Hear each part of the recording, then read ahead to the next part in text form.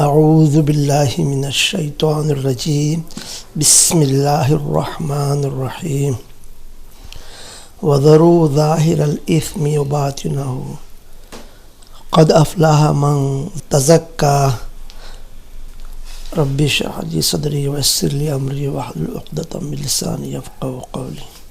بسم اللہ الرحمن الرحیم۔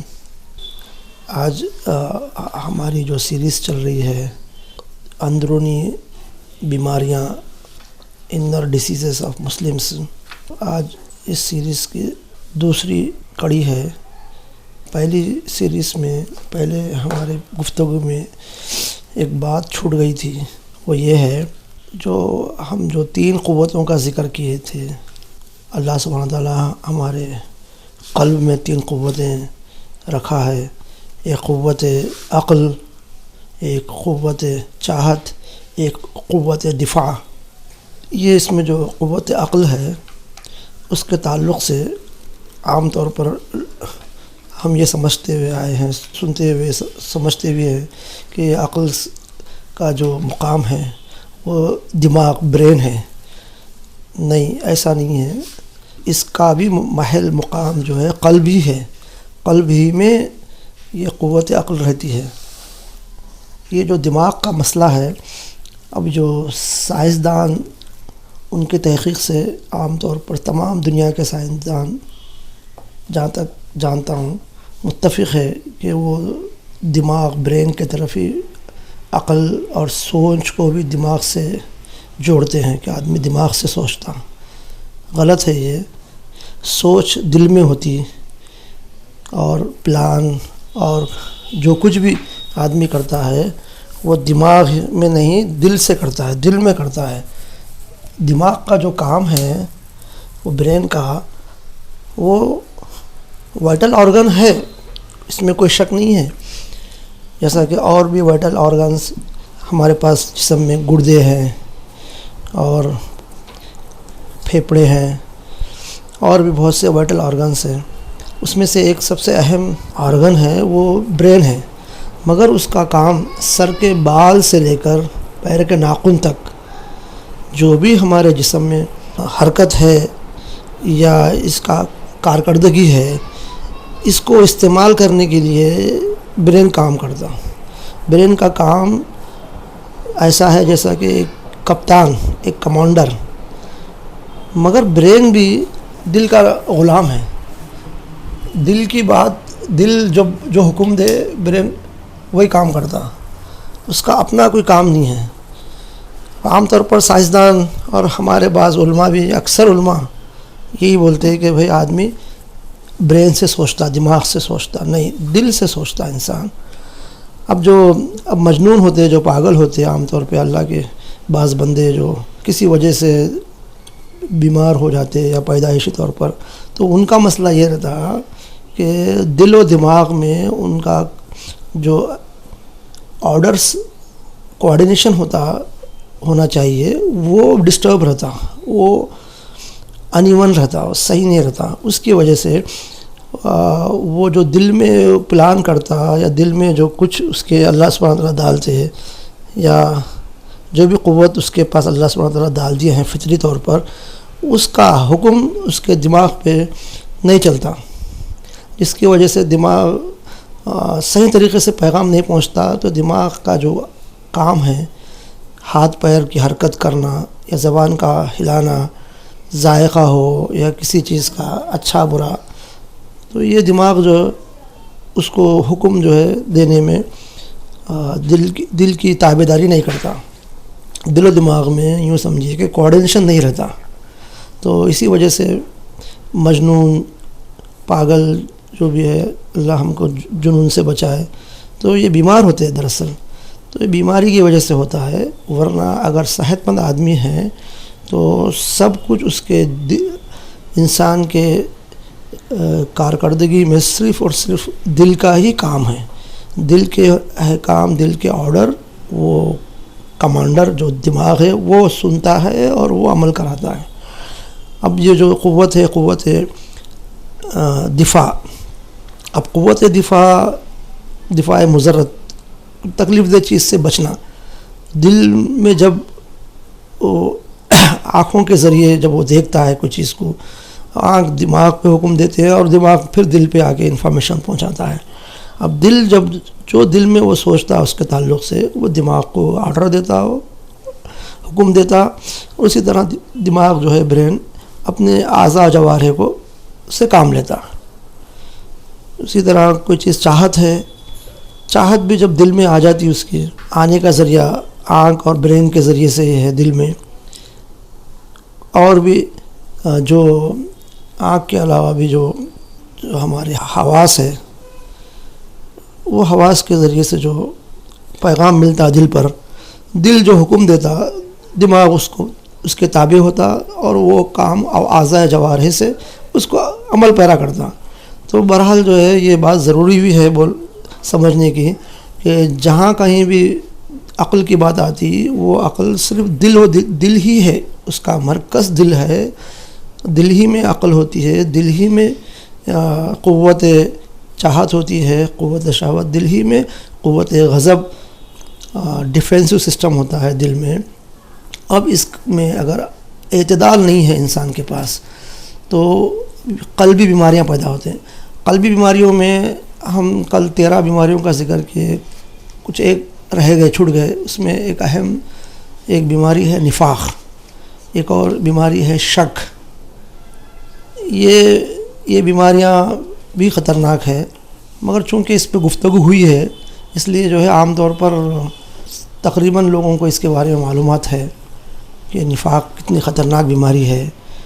ان المنافقین فی الدرک الاسفل من النار، قرآن میں ایسا آیا ہے کہ منافق کا جو ٹھکانہ ہے وہ کافروں سے بھی نچلا ہے۔ نفاق اس طرح آتا کہ جو قوتیں ہیں، تینوں قوتیں ہیں، اس میں اعتدال ختم ہونے سے جب اس کے پاس جو ہے عقل میں جو قوت ہے، جو حکمت کی جو قوت ہے وہ اعتدال میں نہیں ہے، تو آدمی چالاک، وہ بہت بڑا کننگ دماغ میں اس کے کننگ چیزیں اس کے دل میں آنے کے بعد جو اس کی چاہت کی خواہش کی جو قوت ہے اس میں جو ہے اس کے پاس وہ قوت میں اعتدال نہیں رہتا، تو وہ جو دنیا کی محبت کے ذریعے وہ امبیلنس ہو جاتا، غیر متوازن ہو جاتا اس کی چاہت، اور اس میں جو قوت دفاع ہے وہ کمزور رہتی، وہ قوت میں اعتدال نہیں رہتی، شجاعت نہیں رہتی اعتدال کی حالت میں۔ تو کمزوری کی وجہ سے جو بزدلی اس کے پاس رہتی، تو اس کی بزدلی اس کو مجبور کر دیتی کہ اس کو منافقت کی چال چلے، دو رخی پن اختیار کرے۔ دو رخی پن اسلام میں بہت سختی سے یہ منع ہے اور یہ تو حرام ہے۔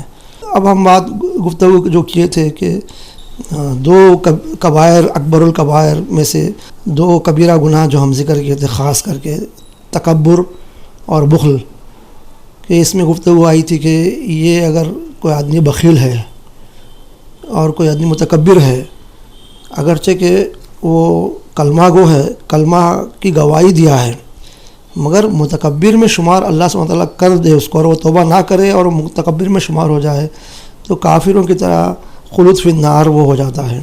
اور بخالت میں ایک تفصیل اس کی یہ ہے کہ جو بخیل ہوتا ہے وہ ظاہر سی بات ہے، بخالت میں اب اللہ سبحانہ وتعالیٰ کے نزدیک اگر بخیل لکھ لیا جائے تو وہ تو زکوٰۃ بھی نہیں دیتا، زکوٰۃ فرض عین عبادت ہے۔ اب بخیل جو ہوتا اس میں ایک چیز اس میں اضافہ ہے، کیونکہ کلمہ گو آدمی خلود فی النار جب بننا ہے، اس کو اللہ بچائے ہم کو اس زمرے میں جانا ہے، تو اس کے شرائط بھی بہت ہی سخت ہوتے۔ ایسے ہی کوئی آدمی اہل سنت والجماعت کا عقیدہ ہے کہ کتنا بھی بڑا کبیرہ گناہ کا مرتکب کلمہ گو ہو، پہاڑ جیسا بھی گناہ، آسمان کو چھوتا ہوا بھی کوئی گناہ ہے، تو پہلے تو اللہ سبحانہ تعالیٰ کی مرضی ہے، وہ چاہے تو معاف کر دے، وہ چاہے تو پکڑ لے۔ دوسرا جو سنت ہے، اللہ سبحانہ تعالیٰ جو ہمیں علم دیا ہے تو اس کی روشنی میں یہ ہے کہ اگر وہ توبہ نہیں کر مر گیا تو عدل یہ ہے کہ انصاف یہ ہے کہ وہ سزا کاٹنے کے بعد اس گناہ کی وہ شفاعت کے ذریعے اللہ کی جو صفت ہے رحم کی، اس کی برکت سے وہ دوزخ کے عذاب سے نکل کر پھر دوبارہ جنت میں چلا جاتا. مگر کچھ قلبی گناہ ایسے ہیں جس کو معافی نہیں ہے. ہاں اللہ چاہے تو اللہ کسی کو بھی معاف کر دے، مگر سنت جو علم اللہ سبحانہ تعالیٰ دیا ہے اس کی روشنی میں قلبی گناہ میں کچھ باطنی گناہ ایسے ہیں جو خلود فی النار کے زمرے میں کافروں کے ساتھ مسلمانوں کو بھی پہنچا دیتے ہیں. اللہ بچائے ہم کو، کہنے والوں کو، سننے والوں کو. تو اس میں جو ایک ہے متکبر، ایک ہے منافق، ایک ہے آپ کے بخیل. بخیل میں ایک تفصیل یہ ہے کہ بخیل خود ہو اور اپنے ماتحتین کو بخل کا حکم دے. یہ اس میں ایک شرط ہے کہ وہ بخالت بھی کرے، بخیل بھی رہے، زکوٰۃ بھی نہ دے، اور ساتھ میں منع کرے خرچ کرنے والے، انفاق کرنے والے کو، اپنے ماتحتین کو جو اس کے تابع ہے ان کو بھی بخالت سکھائے. تو وہ آدمی خلود فی النار ہو جاتا ہے، قرآن سے ثابت ہے. تو اب یہ جو کبیرہ گناہ ہیں قلب کے اتنے بڑے ہیں عام طور پر اب یہ گفتگو یہ عاجز اس لیے شروع کیا کہ اپنی زندگی کے اتنے دن گزر گئے، مگر کوئی بھی جہاں تک بھی نظر آئے تو عام طور پر یوٹیوب میں جو بھی بیانات بڑے بڑے علامہ بیٹھے ہیں، بڑے بڑے علماء بیٹھے ہیں، بہت بڑے بڑے جھبے ڈال کر اور زبردست اسٹیج پر بیٹھ کے جو عنوانات وہ لوگ لیتے ہیں وہ نان ایشوز پہ بات کرتے ہیں، ایشوز پہ بات نہیں کرتے. اب ایشوز میں بعض باتیں ایسے جو پبلک پلیٹ فارم پہ نہیں کر سکتے، مگر بعض ایشوز ایسے ہیں جو انڈسپیوٹڈ ہے. اللہ تعالیٰ کہنے والے کو صلاحیت کے ساتھ کہنے کی توفیق عطا فرمائے اور عمل کی توفیق عطا فرمائے، اور سننے والوں کو اس کے صحیح طریقے سے اس کو لے اور اس پر عمل کرے، بات کو آگے تک اللہ پہنچائے. تو یہ انڈسپیوٹڈ ٹاپک ہے، مگر اس پر بھی عام طور پر نظر نہیں آیا کہ علماء بات کریں. بس دوسرے مسائل پہ، بس عبادات کی تشریح میں یہ مسائل و مسائل پہ یوٹیوب بھرا پڑا ہے. تو بہرحال اللہ بچائے. یہ قلبی بیماریاں بہت بڑے بڑے بیماریاں ہیں. تو اب ہم اس پہ آج گفتگو کریں گے انشاءاللہ نفاق پر. نفاق ہوتا یوں کہ آدمی کلمہ گو ہے مگر اس کے پاس اعتدال نہیں ہے، تینوں قوتوں میں کسی بھی قوت میں اس کے پاس قلب میں اعتدال نہیں ہے. تو اب وہ آدمی چونکہ بزدل ہے، اللہ بچائے بزدلی سے، بے غیرتی سے، تو اب دنیا کی محبت ہے اس کے پاس، کیونکہ ام المرض حب الدنیا ہے. تو مجبوراً اپنے دل کو جو ہے شیطان بھی دل پر ہی قبضہ کیا ہوا ہوتا ہے، دل تک پہنچنے کی اللہ تعالیٰ شیطان کو طاقت دیا ہے.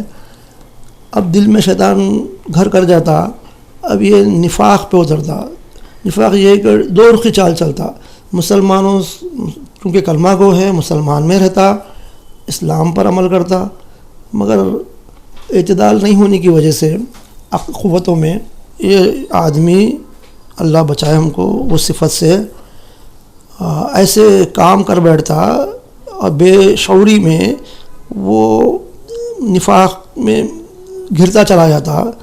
اور کرتے کرتے علم کی کمی سے اللہ تعالیٰ بچائے، صحیح علم عطا فرمائے، یہاں تک پہنچ جاتا کہ پکا منافق شمار ہو جاتا. اب اس کے بعد خلود فی النار ہے اس کو، اللہ بچائے. تو اس میں عام طور پر یہ ہے کہ منافق جو ہے وہ مسلمانوں کے مقابلے میں غیر مسلم طاغوت کی تائید میں، اس کی مدد میں لگ جاتا بے شعوری میں، اور مسلمانوں کی مغبری کرتا، مسلمانوں کو جو ہے طاغوت کافر کے ہاتھ میں پھنساتا، یا یہاں کی باتیں رازیں لے کے ان کو دیتا. ایسے دوغلا کام، یہ دو رخی، یہ سرنگ، دو راستے اس کے، یہاں سے بھی خوش وہاں سے بھی خوش. آخرکار انجام یہ ہوتا کہ وہ دنیا میں بھی برباد ہو جاتا ہو، کیونکہ کافر طاغوت بھی جو ہے اس کے دو رخی پن سے وقتی طور پر خوش ہوتا، مگر بعد میں یہ بولتا کہ بھائی تو ان کا نہیں رہا، ہمارے ساتھ بھی تو مخلص نہیں ہوگا. لہٰذا جو ہے طاغوت بھی اس کو آخر میں چھوڑتا نہیں، اس کو دنیا میں نقصان پہنچاتا. تو نفاق سے اللہ بچائے ہمارے کو. یہ بہت خطرناک بیماری ہے. اس کے تعلق سے قرآن مجید میں سورہ منافقون ایک مستقل صورت ہے، اور تقریباً جگہ جگہ ہمیں اس کی طرف اشارہ ملتا۔ یہ بہت بڑی قلبی بیماری ہے، اللہ ہم کو نفاق سے بچائے، آمین۔